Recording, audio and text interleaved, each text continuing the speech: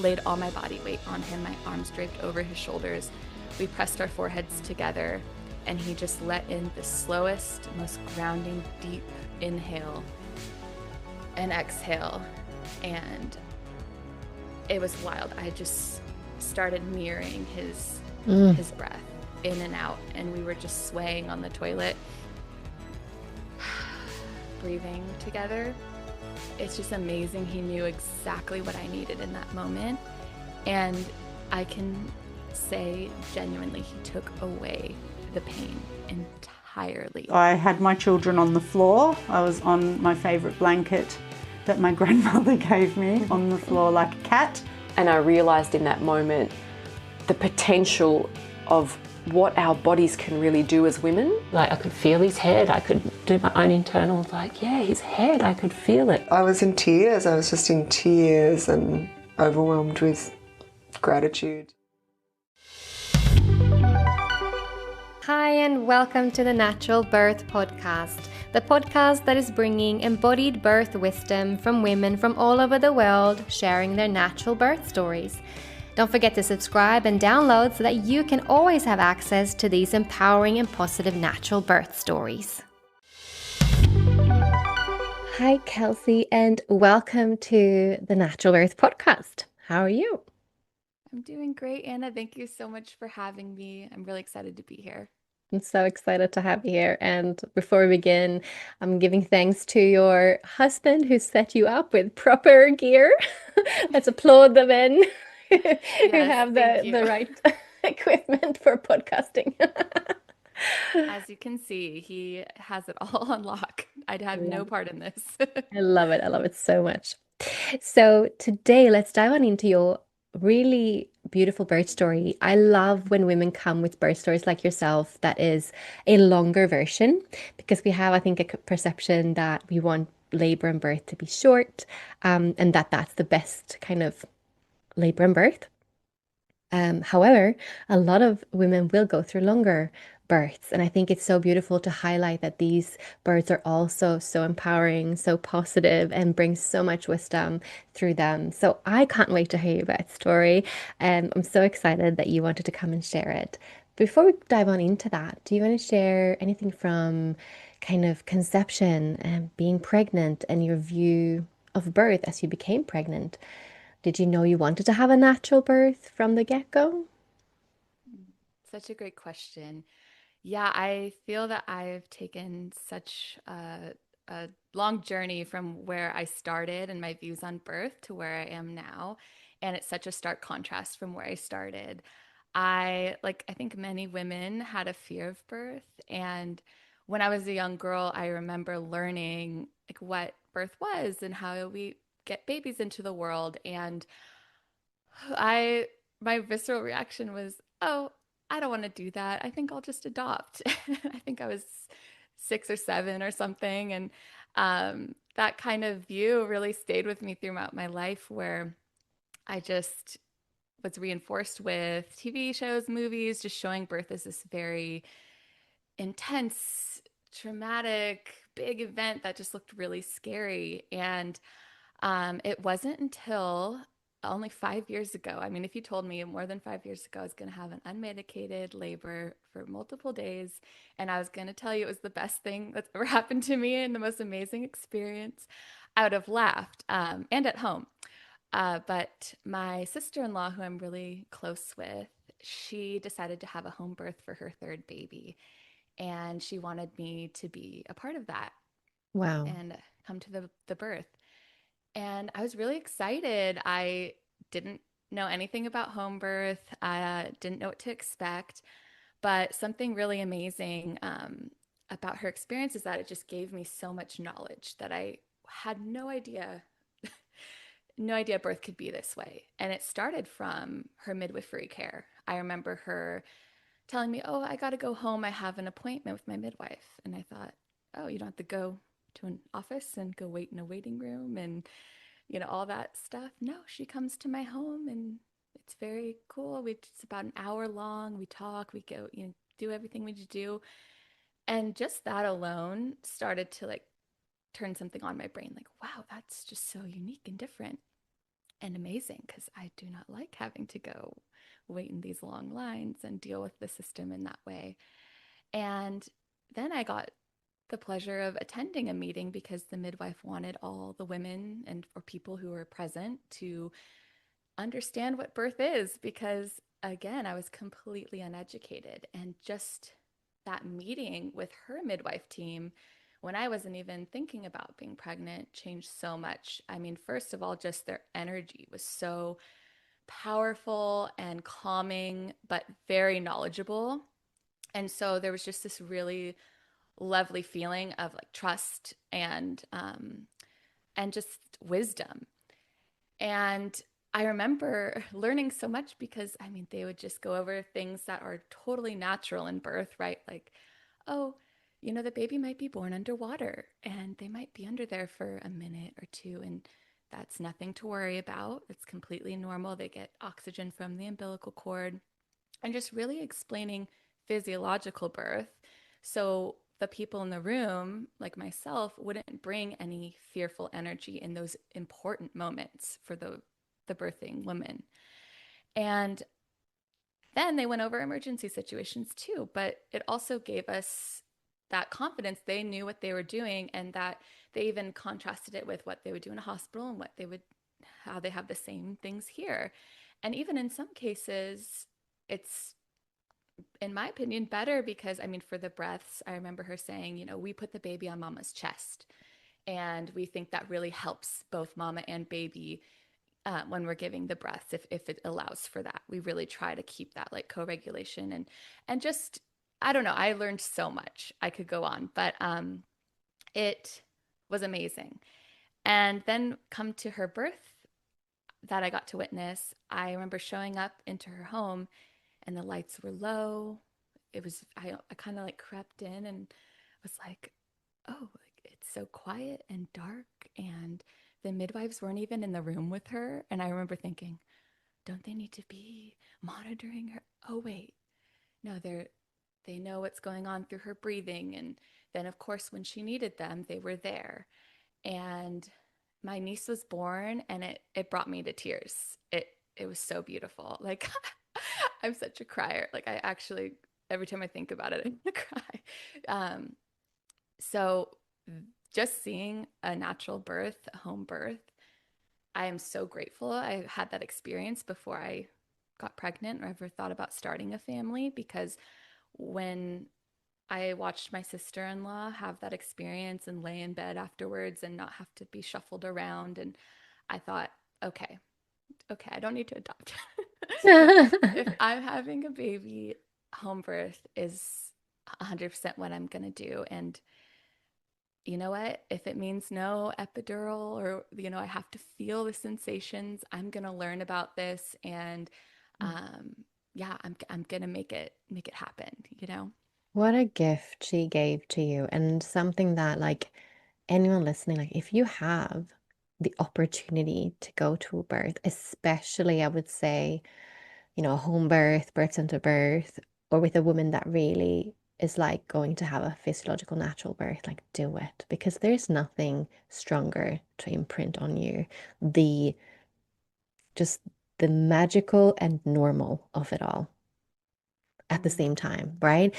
It is so hard to explain to someone who hasn't witnessed the birth because it's also different from birthing, right? And you have had that two experiences. Like, to be the witness, like it is just, there's nothing more absolutely awe-inspiring and powerful and moving. And it's such an honor, right? I feel it still after, like, I don't know how many years and how many births, like every birth, I feel so honored and privileged to be the witness. And it does do something deeply within you. It just rewires so deeply within you and just anchors the truth of how we're so designed for this and that we're so guided by, you know, spirit, by whatever you want to call it. Like, we're so guided, we're so held, we're so supported as we trust and lean into it. Absolutely, absolutely.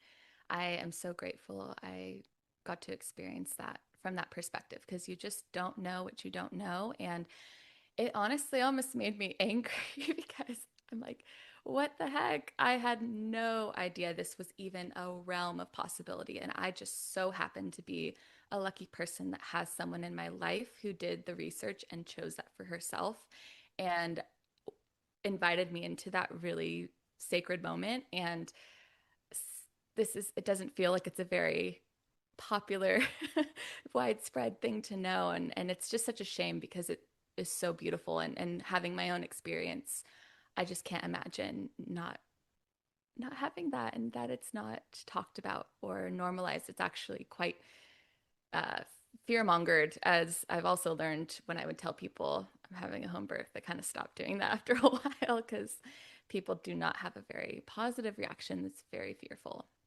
But I felt nothing but nothing fearful throughout my watching my sister. And I also got to watch my other sister-in-law, her home birth before I had my baby, which was Wow. really cool. And I got to go to my best friend's hospital birth as well and see like all these contrasts and understand, what was true for me. And I felt really confident in my decision moving into home birth because of seeing it with my own eyes and feeling it with my own, senses. And it's not everyone gets to do that. And so for me, it really made me walk into my journey with home birth a lot more confidently and I really commend women who choose that for themselves through the research, through listening to your podcast or other resources, and still feel that confidence to move in that direction. Yeah, absolutely. I mean, I feel like you were so blessed with that, and I'm so happy you got to experience that. And actually, as you're talking, like it just sprang to my mind that I think like maybe more than a third of the women who actually come to take the sacred birth worker mentorship and like become sacred birth workers with me are actually women who are doing that with the intention of being able to learn everything she can before she herself becomes pregnant and birth. And that was something I never kind of, that was not something I counted on with creating this birth training, right, for birth workers. I never thought of this, but actually, there's so many women who come through it with that intention and wanting to work in the birth portal, but actually, it's very also like just really wanting, just like you, like and so many women like just want to learn everything. So what's better than like taking a massive training into birth work and then maybe having the opportunity before you yourself having a baby to witness other women birthing and maybe witness it in different birth settings. I mean, yeah, I wish more women would, learn more than just like a simple course or, like I just reclaim it. I feel like it's happening though, like it is happening. And then I feel like the Sacred Birth Worker Mentorship is a proof of that. Like, and I think, yeah, women are doing it now more than just like the bare minimum. Mm. Absolutely. And so when I became pregnant, I knew who I was calling. I was going to use the same midwife that had delivered my sister's babies or my sister-in-law's babies. And um, again, just incredible standard of care. Truly, I can't speak highly enough of these women. And I think from the beginning, there was a big test of intuition because I really did have my heart set on this midwife, and she happened to be out of town for a whole week at my 39-week mark to 40.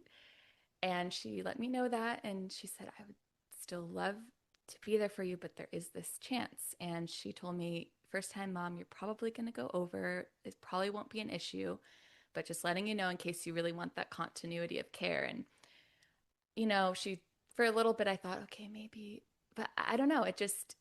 She felt right to me. I also felt that if she wasn't there, whoever was meant to be there would be there. And it was kind of that first inkling of, I think pregnancy just does this amazing thing where it just starts awakening your intuition and your senses. And I'm a very kind of overthinker type of person. So it was this amazing thing to start dropping into this, just knowing and feeling at peace about it, and not having so much anxiety around certain decisions. And so that was kind of like the first, moment I had to use my decision making skills. And I said, I think you'll be there. And I'm sure I would be over 40 weeks, which I was. So that worked out. um, and the pregnancy was great. It was smooth. Um, I traveled a lot. I called him my little Hardy boy because he just went on so many adventures with me. My job's pretty, intensive, but I felt good. Something interesting I did during pregnancy was pelvic floor physical therapy. I had a little bit of SPD pain, which is like a kind of shooting pain in the front of the pelvic region. And with my work, I need to be physically like able to go for long stretches. And um, I thought, okay, I'll be proactive about this. And I really enjoyed the sessions. And something I think the exercises helped with the pain, but something interesting we did was practice pushing, which I'm really curious to hear your thoughts on this kind of stuff. And Yes. Tell me. so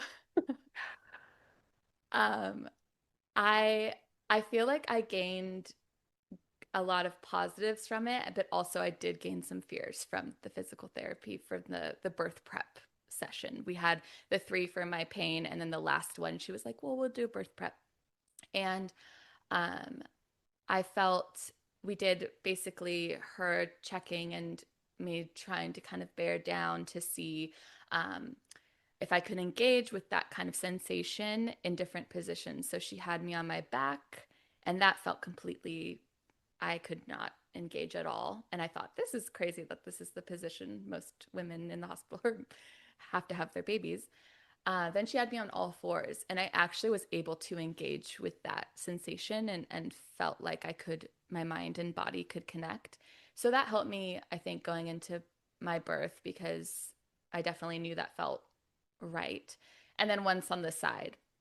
Um, So and then what we did, exactly like does that involve? Do you want to tell us what that involves? yeah, so you get into the position for birthing, so on your back or on all fours, and the pelvic floor physical therapist inserts a finger and has you try to bear down in that sensation, kind of describing it like a bowel movement kind of feeling.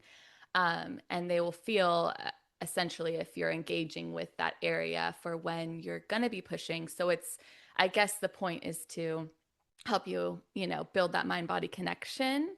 But, it's, I felt like what I got from it was maybe all fours is for me.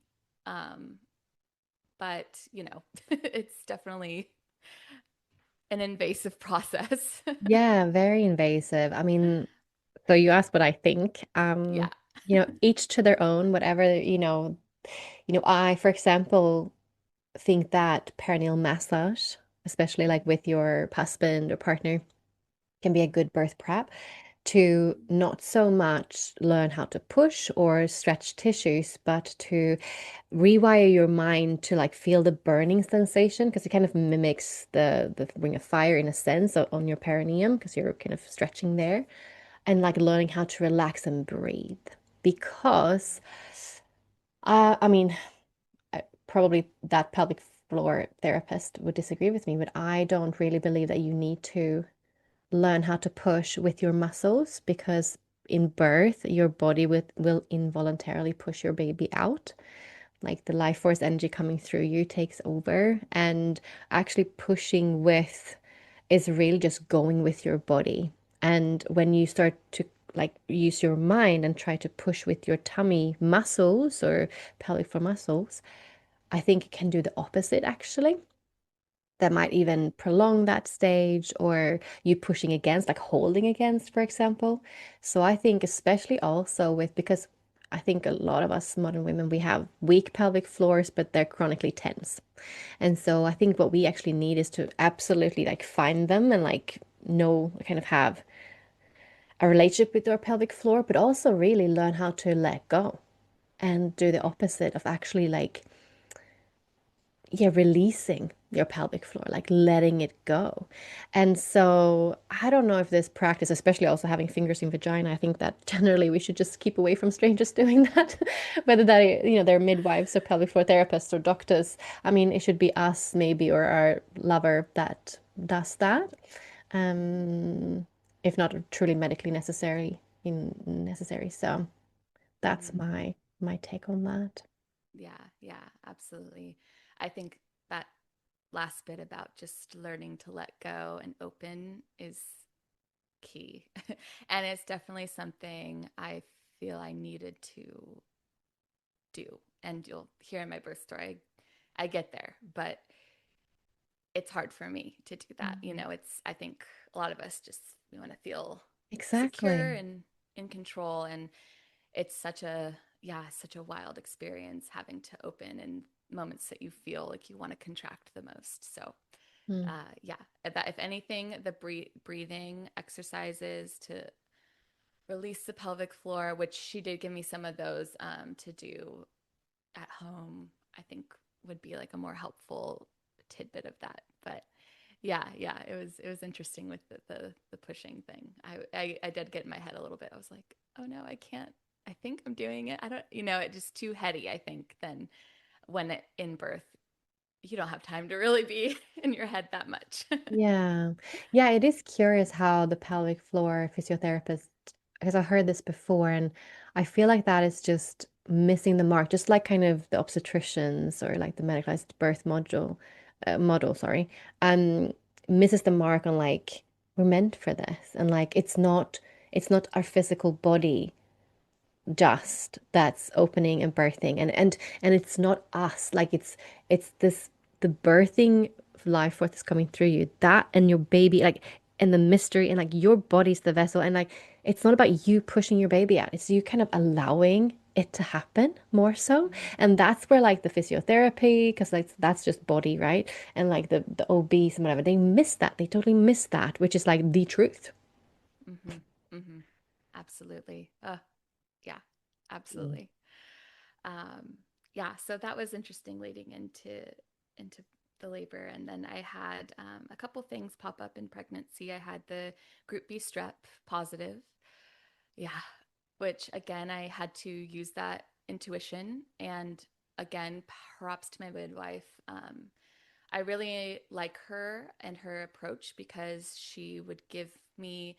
She's just so stoic, and she would just present me information on with all realms of possibility, and she would be so adamant I make my decision. If I asked her any questions, of course she would answer them, but I mean, it's funny, I'd be like, well, what would you do, what do you think, and she kind of politely redirect me back to myself, and I Mm. really appreciated that, because it's so true, like we are the ones who know. She doesn't know more than I would know what my body needs. And um, she can give me all the information, but I definitely used her information and decided to decline the antibiotics, which I'm so glad I did because, again, we'll get there. Long labor. I would have been hooked to an IV for days. That would be terrible. That's not, no, no. So, um, luckily, that wasn't even a factor. And I thought about the idea of birthing and moving and having some like thing in my arm, and it just didn't feel right to me. And of course, upon looking at the information she presented, it actually wasn't as dire a risk as, like, at all, as you're led to believe. So that was a great uh, help she was to make that decision. It's so Um, beautiful. I love that. That is a true midwife. That's how mm, all birth workers should be, just giving you all the facts, and then it's up to you to make, your decision, to ask for further questions or research, but ultimately, like, not bringing their own personal opinion into things. That's not our role at all.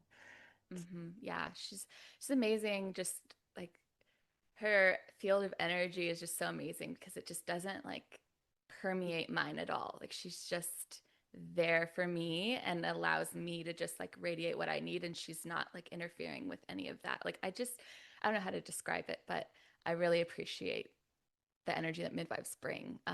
Where I feel like in contrast, I when I was at a hospital birth, it was very, hey, we need to do this. Oh, well, here's all the we need to get going. Hey, like prodding, prodding, prodding.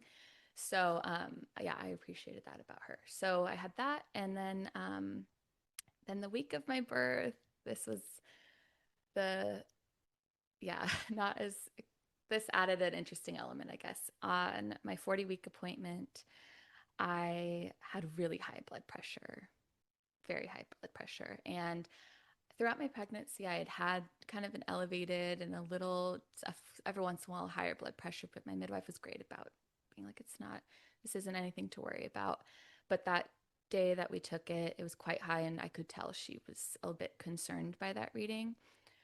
My intuition said, I feel completely fine. I feel great. I have no symptoms of preeclampsia. I guess I should say the concern with the elevated blood pressure is preeclampsia for those listening. And I didn't have blurred vision, no swelling.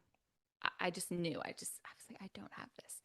I think I'm just nervous about the blood pressure reading, honestly, because the whole time we had been taking it, been slightly elevated, and I would kind of get a little bit nervous because that would mean no home birth and maybe induction. And of course, if you have preeclampsia, you want to get the care you need. But yeah, so I had to take the urine test, and I had a little protein in there, but not a lot.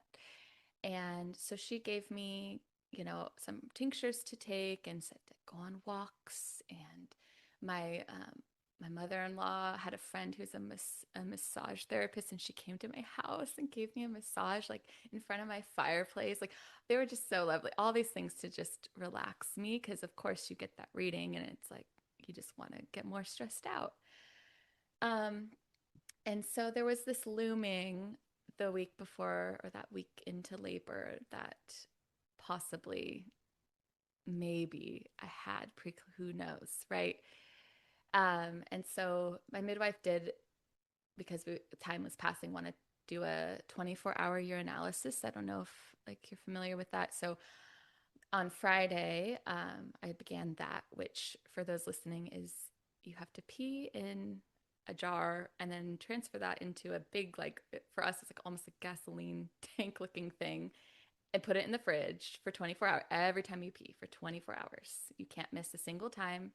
As a pregnant person, that's quite a few times, especially in the night. Not my favorite thing. Um, and so I finished that up on Saturday morning and went and dropped it off at the lab. Like, oh my goodness, I need to start labor before we get these results back. Like, I just want to have my baby, because the way to not really further preeclampsia, I believe, is just to have your baby. So I was saying, I'm going to have my baby. I don't want to get induced. So I was kind of doing a bunch of like things like Miles circuit movements. I did do a little bit. I think I got a little like antsy about like starting the things, but I started losing my mucus plug. So things started moving. Um, and my sister-in-law was with me that day, and she said, let's like chill out and we'll drop off your sample, and then we'll go to the farmer's market and we'll like walk around, get smoothies, put some pineapple on there. Who knows? Just do whatever little like wives' tales things will make you go into labor, and then we'll go home and rest. And I went home. I took like a long shower, and I just started like telling my son like I'm ready, or yeah, my son that I'm ready to meet you. Like I'm just ready to meet you. I am so, I kind of apologized to him because I felt like I was keeping him in for a while with some of my work obligations. I'm like, I'm sorry, I was, I know it's your timing, and like I'm fully ready. I'm sorry if I kept you in here too long or whatever. And then I just laid in bed and I wrote him a note in my journal and just tried to relax. And I got really sleepy and kind of like malaised. And I, I laid in bed and I kind of did feel some cramping. I had felt a little bit of period cramps like the days prior as well, but nothing remotely painful. And this was Saturday, and around like 6:30 p.m., this wave went over me, and it was especially in my back and my hips. And I went, oh, that's a contraction. That's a contraction. And so the journey begins that evening. Yeah. Exciting. um, I guess I can go into it. So here we go. Uh, it started ramping up pretty quickly from 6:30. And my husband was like running around the house all frantic cleaning. It's funny what they do. They like leave you and then go start cleaning and but it was good because I was like, yeah, I need my time in bed. And I just laid in bed as long as possible because I was prepared that, you just don't get too, excited and think that it's going to happen. Just relax as much as possible. So that's what I did. But then it quickly kind of started to pick up pretty fast. And my husband, I said, you can call your sister and we'll have her come over. She's, again, the same sister. I went to her birth. She came into town. She was living across the country at the time. Like, truly, she helped me clean my house before the baby. Amazing human. So, anyways, she came over uh, they kind of kept the timing so I could just be in my head. And it started getting to the point where I was kind of getting vocal, but I didn't feel intuitively, I didn't feel like it was time. But I do think that my sister-in-law and husband kind of thought, oh, this is looking intense. And we had notified the midwife, and the midwife said, you know what, I'll just come by and see how things are going. And while she was on her way, my sister-in-law was like, I think maybe you should get in the tub. Like, maybe you want to like get in the tub and relax. And I think she was thinking like I was going to have this baby pretty soon because also she has very fast labors. And my midwife told me when I was like, oh, I saw my sister, like, my sister-in-law's birth. It was so beautiful. She said, okay, I'm just going to let you know that your birth's probably not going to look anything like that. That was her third baby. And she historically has very quick births. She had hospital births for her first two, but they were 4 or 5 hours. Her third was 3 hours. So for reference. Um, and so when my midwife arrived, I could tell she was like, yeah. And I was like, yeah, I know. So she gently nudged me to have a rest, lay in bed. I know you're having these sensations, but just, call me, of course, anytime you need me. But if they get, you know, more intense, because they kind of, by the time she got there in the wee hours of the night, they like started to fizzle a little bit in intensity. But they went to 5, 4, 3 minutes apart, then to 8, 9, 10, 15 minutes apart. So uh, I said, okay. And I was prepared for that mentally. I knew that going in, I'd probably have a longer labor. So I went to bed, and my dear husband was up all night with me every time I had a contraction. Paul, he'd wake up, squeeze my hips, and we'd both pass out. Paul, squeeze my hips, and then we'd go back to sleep. So I did have them through the night it felt quite regularly. I don't know. I was in and out of rest. And then I went through the day. They were there, just all throughout the day. And I was getting kind of used to the rhythm. And my husband and my sister-in-law were great with just knowing. They figured out the points of pressure that I needed to relieve the pain for the back labor, which was amazing. And again, on Sunday, 6:30 p.m. on the dot, the waves just got more and more intense. And I felt like what I got from it was maybe all fours is for me, but more and more close together, and things started ramping up again. And just like the night before, somewhere in the wee hours of the night, they just fizzled. Like at 4 a.m., 5 a.m., they would go like so. There would be so much work happening, and they'd fizzle out. And my midwives would feel my stomach. And this is something I knew when I was pregnant, that he was on my right side pretty cozily. And it was great because I never had any acid reflux. I could eat as much as I wanted when I was pregnant until 40 weeks. But he was way over on the right side. And he would kind of switch between the right side and posterior, like this. And my midwives were giving me a lot of positionings, things to go through contractions, like there's one called Flying Cowgirl, I think, or something like that. And you have your legs like wide open on all these pillows, and you're just like letting the contractions move through while you're kind of open. And uh, they had me do these certain kind of yoga postures just to help, like during the day when things were not so in those intense moments, but just to help him move. And throughout my pregnancy, again, going back to knowing he was on the right side, I really did like so many spinning babies and so much to try to move him. Uh, and so I was like, darn, he stayed so cozy there this whole time. So I think, upon learning, I believe it's the left side, typically the babies are on, and they do a slight rotation to come. I mean, maybe you could explain it better, but to come out, and mine was on the opposite side. But I thought, oh, they just rotate the other way, right? You're on the left, you rotate this way. You're on the right, you rotate that way. No, if you're on the right, they have to make a full rotation to get into position, if that's how they decide to come out, because sometimes they come out posterior or other ways. And Yeah, exactly. I mean, of course, babies can be born in all kinds of positions, but yes, generally they will do that longer yeah. turnaround. And of course, they can be birthed posterior and they can be birthed, Mm-hmm. again, in all kinds of ways, and babies will find the best way for them, Mm-hmm. but might take longer. Yes, and Yeah. yeah. Mm. Yeah. So that was kind of probably a bit behind, why this was taking some time. And I felt like at 6:30 every night he was like, okay, let's go. And maybe I'll share after he was born. There might have been a reason why, but we can speculate. But anyway, he, again fizzled out in the night.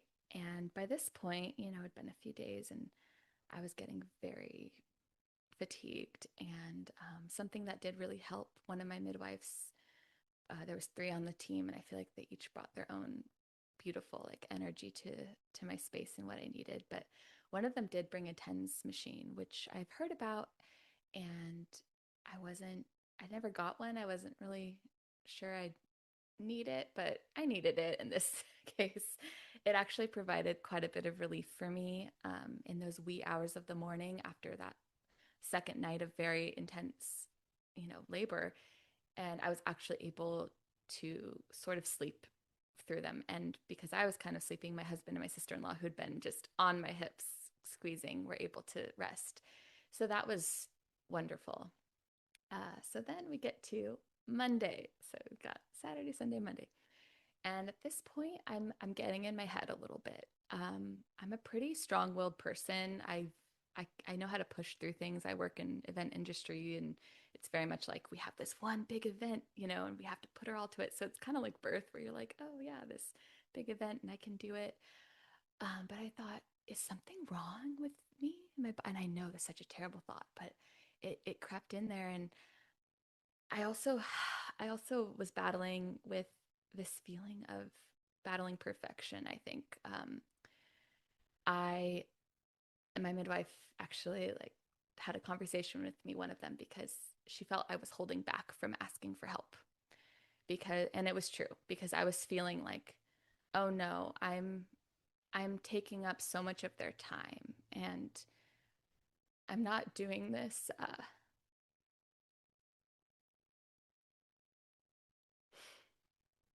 It's obviously like a deep thing for me, needing to. I definitely put other people's needs above my own and worry about them more than myself. And birth, you cannot do that. And that is something I learned, is you need to ask for what you need, and the people who are around you and care about you, they really do care about you, and they want to help you. And the best thing you can do is lean into that. And so I had a conversation with her, like, Kelsey, we're here for you, and you're fine. Like, because it just felt like I was taking a long time, and like I had these, yeah, thoughts like they're probably like, oh, Kelsey, when she can have her baby, and it's just so far from the truth. So it was something that I carried, I think, from like childhood and things like that, that I really needed to, like, I think the mother in me was like, you need to deal with this now because you're about to be someone else's mother. And there's no room for this. Like, you need to clear all this baggage and things that you carry with you from my past.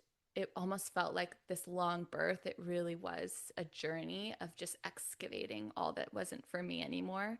And I really met my most powerful self in the heat of things when we get farther into the story. But uh, she came in, she told me lovely stories of other long births, a 4-day birth. And, she said to me, if you are healthy and baby is healthy, you will have this baby. And heart rate's good. We were all good. And I trusted her in that. And so Monday, third night, 6:30 p.m., my little guy got to the start line. He's ready to roll again. And it started ramping up. And this time, I think it was a lot more powerful, but I was really in it to where I didn't really know that it was really happening this time. Like, things are really moving. Somehow he got into position. And, but I also was on the third night and I was just so exhausted. And the back labor had gotten to the point where I felt like I just couldn't get comfortable. I would put my knees on the ground for all fours and I could feel like any point of contact I had with the earth just felt very like it was pushing back at me. But things were moving. And I just said, I'm having trouble here and I want to get in the pool, but I know my midwives didn't really want me to because that could slow things. And I was just like, I need it. I just need it. And so I got in. Oh, it was so amazing just to have the weight off of my bones. It felt like just provided so much relief. And I just sat in there and I like instantly fell asleep. And I think I Mhm. needed this Yeah. charge. I really want to talk about this because water will do two things. It will either slow things down and let you rest because you needed that and you weren't in active labor, or you just needed a chill time, or it will ramp things up because you relax and allow things to happen. Both of them are medicine. Both of them are right. There's no right and wrong because when we truly serve birth and women in birth, we serve what they need, not what we think they need, not a linear timeline, not that you need to escalate, escalate, escalate, and increase intensity, intensity, intensity. No, every woman will have her own journey. And so I really want to plant to see that yes, it can slow things down, but maybe it needed to then. Even if you're on day 3, just if your intuition and mama wisdom is telling you to get into the warm water, do not listen to anyone else and their thoughts about whether or not that is good to do or not. Follow your own intuition there. I just wanted to say that. It's so true. And when you're in it, you just know what you need. And there's no rhyme or reason behind it. It's just what you need in that moment. And you need to be moving moment to moment to really move through birth. So that is what I needed in that moment. And you're right, it was medicine. I truly had like a great period of rest before things got intense. And my husband's there clinging on to me, like passed out in the tub. And after a little bit of rest in between contractions, like I truly would have these intense contractions and just pass out. And then I kind of awoke. It was weird. I just kind of something awakened in me, and it probably was delirium from lack of sleep, or maybe whatever. But I started just moving around the tub, and I was kind of just in this rhythmic movement. And then I started feeling the contractions and almost feeling euphoric because I just was almost in this mindset of nothing can hurt me now. I'm day 3, this is it. I'm just in with the sensation. I can't stop it, and I'm almost so used to it. This is what it is. And I also just I felt like things were really happening now. And looking back, I'm like, oh, this was the shift when things, I did feel that change, because the first 2 days I would get there, but this was different. And I was talking to him and I was saying, just like, move down, and just swaying. And I even was laughing, I remember. And then I felt these little like pushes almost. And I remember being like, oh, and like kind of like working with them and bearing into them a little bit and getting really like into it and excited. But then I remember like looking out, and my midwives were like asleep. And I was like, wait, okay, I've been to some births and I know that if I'm as close as I think I am, they're probably not going to be asleep. Like everyone was resting, which I want them to rest. But I think it got in my head. And I think I had this little like, I almost felt like a little kid. I was like, I need attention. And I was just like, take me to the hospital. And they like looked at me and they're like, Kelsey, do you really want to go to the hospital? And I was like, no. But I feel like I don't know what's going on. And she's like, okay, I can check you if you want. If you want to get out, I can offer you a check. If that's what you want, we can just, because at this point, I don't know what's going on. And I think, you know what, that I will do that. That sounds right to me. And I wanted a change of scenery. So I got out of the tub. She checked me. And I thought in my head, I was like, if I'm not a 10, like, I'm going to be so mad. And she checked me and she's like, oh, you're a 7 or an 8, like all excited. And I was like, oh no. Like, just in that birthy moment, I was like, I'm not a 10. Like, what is going on? I have to still do this. And she told me, you know, every time you go to the bathroom, you have really powerful contractions. And you don't have to do anything, but I think if you had some contractions on the toilet, Kelsey, we would see some great progress. And I was like, oh no, it's so painful. Oh no. But I thought, you know what, at this point, let's do it. So I went into the bathroom, and at first my husband I just sat normally, and he tried to kind of squeeze my hips a little through contractions, and it just wasn't doing anything for me.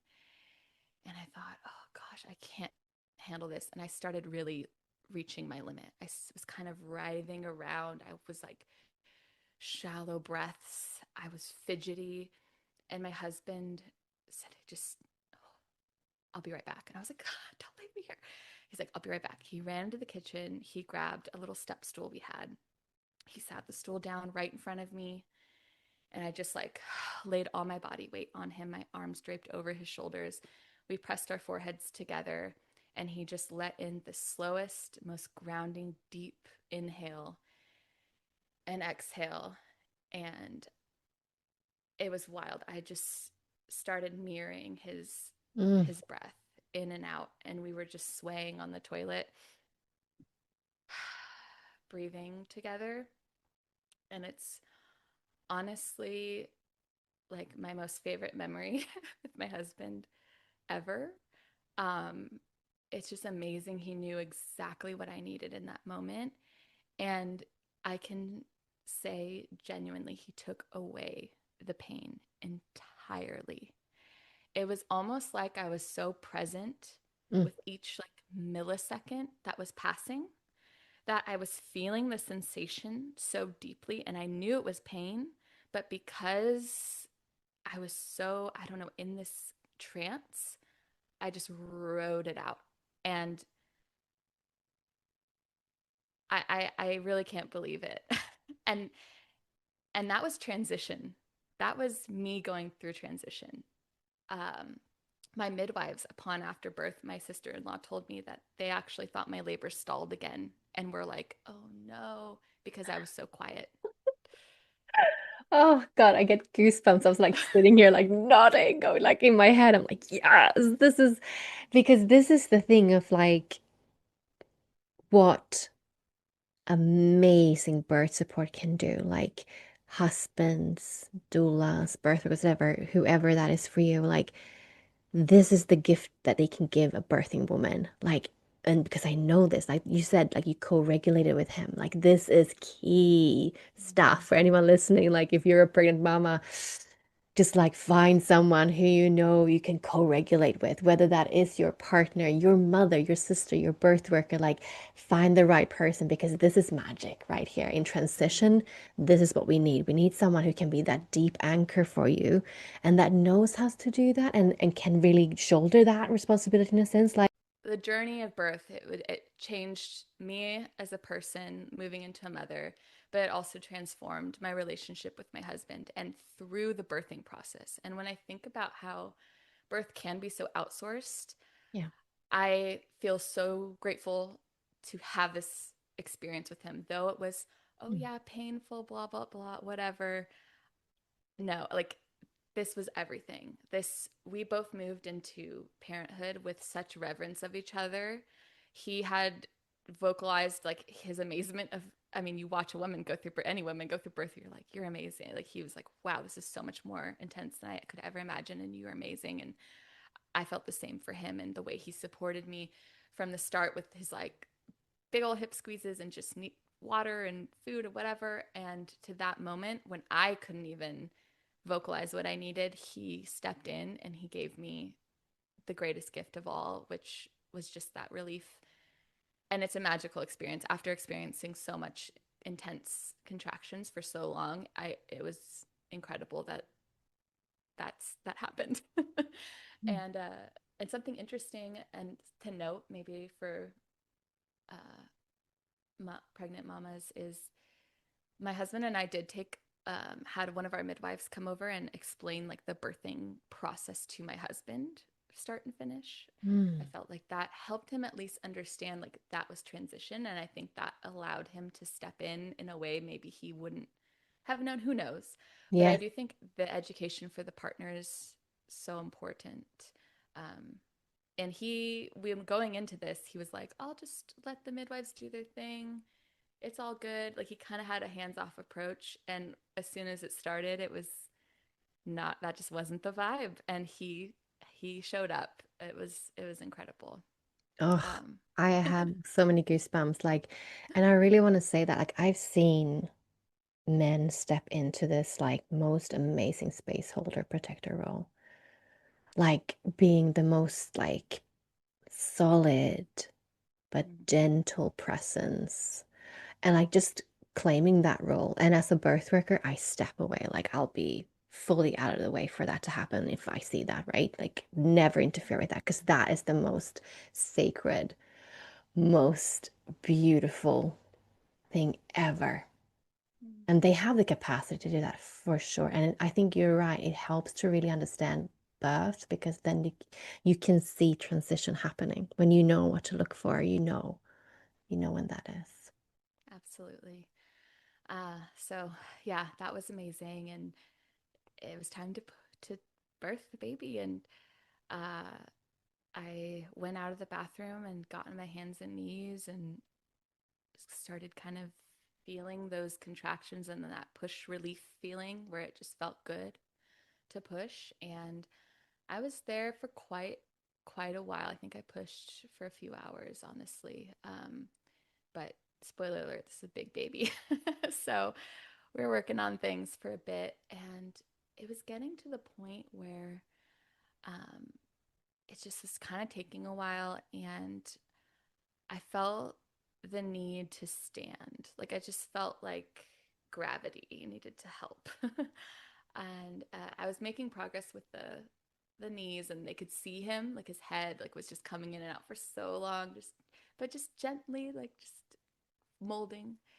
And I finally just stood up, and I remember having a little moment of fear of like, can't do I have the energy to do this? Because I was so depleted. Uh, but there was this weird, like, primal energy that took over that I was like, this is my baby. I'll do anything for him. And all those fears that I had, I think one of the biggest ones was like tearing and like all the recovery and the ring of fire and all these things that I brought into it. I didn't even, in those moments, I said, I don't even care. Like, I want this baby in my arms. And I draped my arms over my husband again. He held me, and I remember looking down at my body and it was just beads of sweat, like were just dripping down. And it was just kind of cool. I was like, whoa, I am like in this right now. Um, and his head came out with a contraction and a push. And my midwife immediately was like, Kelsey, I need you to get on your back. And I knew what that meant, which means he needs help getting out. So I just like flipped on my back. Each midwife grabbed a leg and pushed him up because I was too weak, weirdly, to even like hold my legs up. And just, it was wild just thinking about it. I don't know. I didn't feel any fear. I really didn't. I just flipped on my back. They held and supported my legs up. And my midwife just gently, I felt everything, but I didn't. She just did a quick maneuver with her hand, and it just felt like jelly coming out. He just slid out. And I was euphoric. It just, that feeling when she placed him on my chest and he was here and he was okay, and I knew he was okay, um, was amazing. And he had this cute little cry, his little lower lip quivering. And she told me, after a little bit, like, I think maybe we should give him a breath just to be safe. Um, and I'll keep him on your chest, which was like going back to what she had taught us before. And I thought, yeah, that's fine. And I just knew, knew he was fine, and like everything was perfect after that. And she gave him a little breath, and the rest is history. I mean, he was here, and it was amazing, and truly the best feeling of relief. And I don't know if you can really accurately ever describe those feelings right after birth, but they're amazing. I chase them in my dreams. They're so amazing.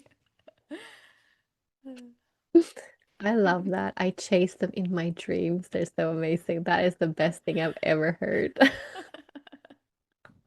It's true. I'm addicted. Yeah. And that is the power of natural birth, like that Mm. high that you chase it in your dreams, and that women will go like, I can do this 100 times. Like maybe I can't have 100 babies, but I can do this 100 times. And you've just gone through 3 days of that.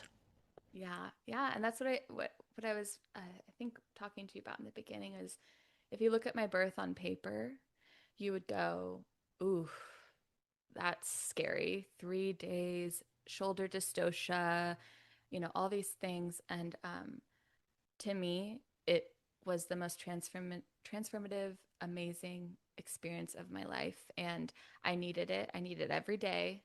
I needed every like night to climb that mountain and think I was getting to the top, to see just another mountain and really push myself and know I'm capable of anything. I think if anything, it just showed me how strong women are. And if I can do it, 100% anyone can do this. Absolutely. I never would have imagined I was capable of this. And it's so easy to rob ourselves of this experience and just opt out. And I respect everyone's decisions, but I'm just so grateful to have had the awareness uh, to choose this path and to have had this experience moving into motherhood, because it just, going through all of that just made me such a more powerful mom too. I just feel so much more confident and like I can handle anything because of that just big, intense lead up into my son being born and brought to us. Wow. And what happens after that moment? You have your baby on your breast. Do you birth the placenta in the same position, or do you get up? What happens? Yeah, I stay there for a while. We do the delayed cord cutting. The placenta, I think, was birthed about 15 minutes after. Super easy, just came right out. That was like the easiest part. And yeah, he just stayed on my chest. He's rooting around. He's such a good, like, hungry little, he's a good eater. He's been really good with breastfeeding. He showed me how to breastfeed, I feel like. Uh, the interesting thing to note was his cord was very short. So, like, I'm a short woman. I'm about 5'2". I don't know in the European metrics, but um, he was like just reaching up to my chest, and it was like stretched a lot. It was kind of like a short little cord. And so my midwife speculated maybe each night he was trying to make that rotation, and maybe the cord wasn't allowing him to get into position. But that third night, possibly he flipped the other way or did something, because he came out the correct position, but that cord was very short. That makes sense. Yeah. That's the Yeah. thing. Like babies navigate the womb to the best of their ability, depending on cord and just placenta, where the placenta is, and also like your pelvic floor, your womb space. It's just, Mm-hmm. they Yeah, they're intelligent. They do the best they can. They do. absolutely. And yeah, and so there was that short cord. Yeah, I had the placenta on the front, the interior placenta, and also he was long, very long. He was not swimming 21.5 inches and 9.2 pounds. So he was just a big boy for a first baby and for a very short little lady. So I think, the shoulder dystocia, it kind of made sense. He just was girthy, hardy, as I called him.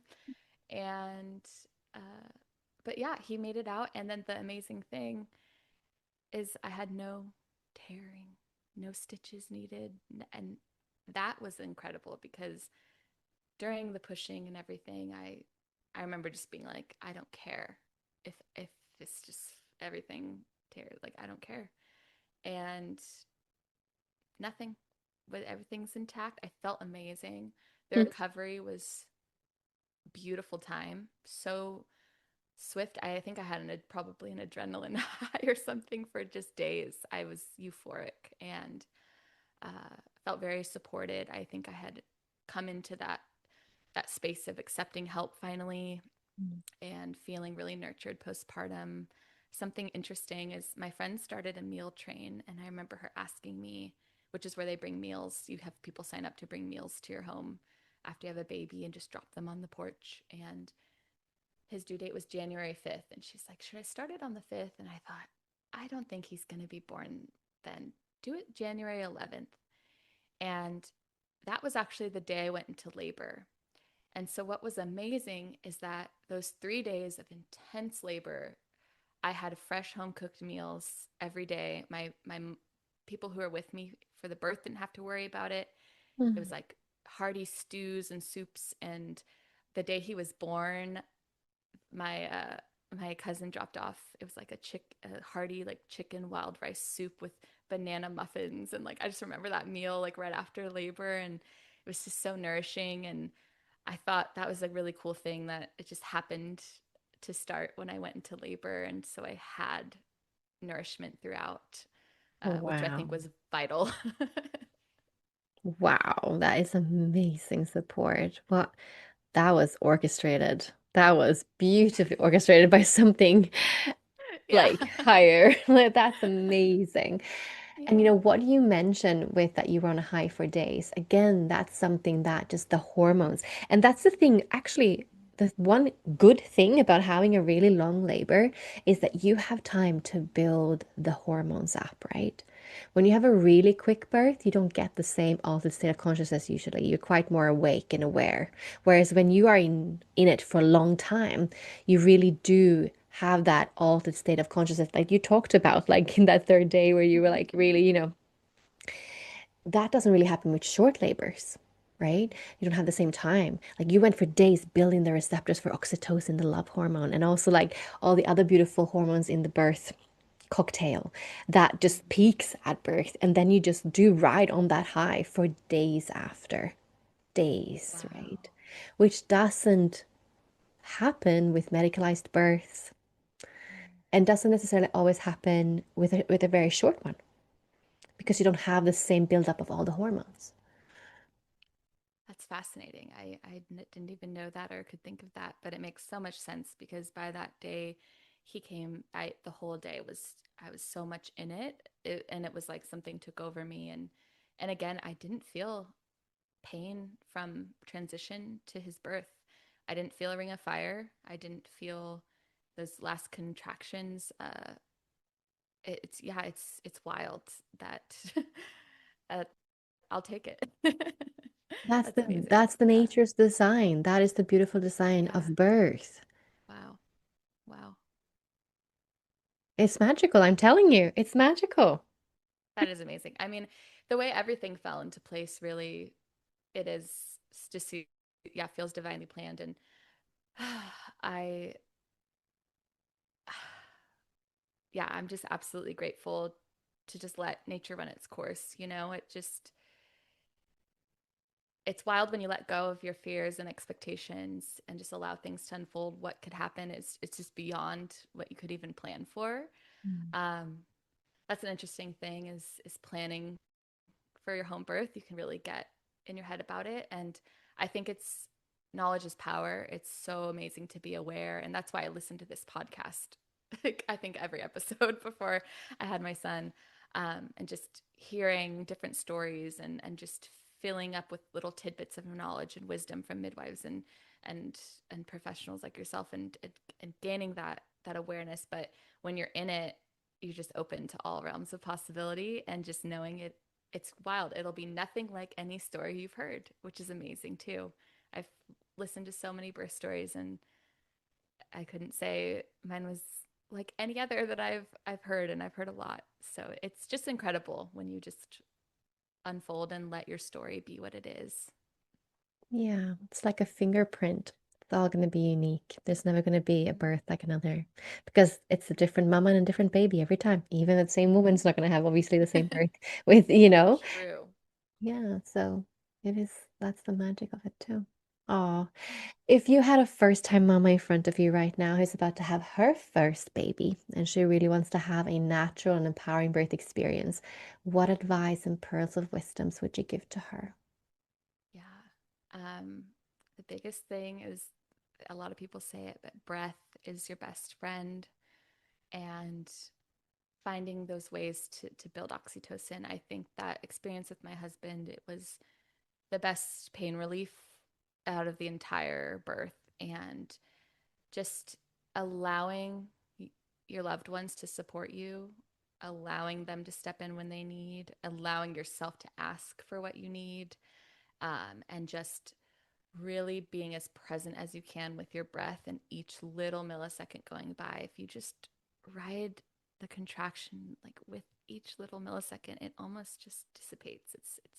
It's crazy. And it took me, a couple days to get to that point. So I understand in the moment it can be challenging, but it's just getting over that need to tense and just really release and let go of everything. All the control is so vital. And yeah, again, knowledge is power. Listening to birth stories, listening to other women's stories, and educating yourself on all the topics surrounding birth so you can make empowered decisions for yourself and feeling confident in your intuition. And having conversations with your partner before birth on like how you might want them to show up for you, or just educating them on the birth process so they can understand kind of what's happening. And I think that really can help them be there for you and be a good anchor and rock. Yes, absolutely yes. Beautiful. Thank you so much for coming and sharing your amazing birth story with us. Absolutely. Thank you so much for having me. It's such an honor and pleasure to chat with you. Thank you for listening. If you love this podcast, then please consider sharing it, leave a review, or make a contribution on our Patreon page. And if you want to connect on social media, then find the podcast on Instagram as The Natural Birth Podcast. Thank you for listening.